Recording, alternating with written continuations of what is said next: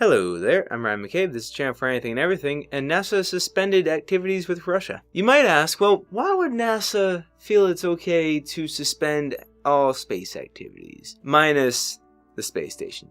That's still going on, but still. Well, it's pretty obvious why they would, because Russia is just ready to pounce on Ukraine and invade at any time now, but all the world is saying, screw you, Russia, stop doing that, stand down. And otherwise, we're just going to keep sanctioning you and putting you off in a corner until you listen to us, because you're not the only country around here, and that stuff doesn't fly anymore. Now, this suspension, I think, is good in the geopolitical sense of saying, hey, Russia, stop, or else we're not going to allow you to further yourselves. But in the world as a whole, it's not good, because science is important in advancing society, and if we're not advancing society, we're just putting things off for the moment and not doing anything with them, nothing's happening. That's not good, and we need science and technology and different research projects going on constantly so we can further humanity. Otherwise, we're just going to stagnate and nothing is going to happen. A key role for research, both medically speaking, space speaking, any kind of science research, is to further humanity's knowledge and to better understand the world in which we live and the universe in which we live. And also, hopefully, extend our lives and how long we live in said world. And so I'm kind of disappointed that science is so dependent upon how the governments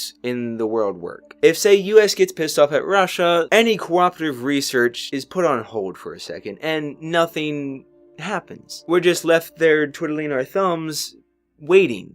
So, all in all, yes, good for a geopolitical sense of keeping the world safe and uncorrupt, I guess, but in the long-term sense, it's really bad, because that just means that anything we're gonna solve 10 years from now could now get pushed back a year or 2 years, or however long Russia feels like just sitting there on the border ready to attack at any given time. So really, Russia just needs to calm down and let Ukraine deal with what it's doing. If Ukraine is okay with Russia buying some parts of it, then sell it, rather than being like, oh no, don't take us, or take us, and keep arguing about it. If you're really that split, just split the country and create two different countries. If the bottom half of the country wants to be with Russia, give it to Russia. If the top half wants to stay Ukraine, keep it Ukraine. If the whole country can agree on something, which should be really hard to do, then do it. Tough decisions have to be made, so make the right ones. Remember that it's good to think in the present,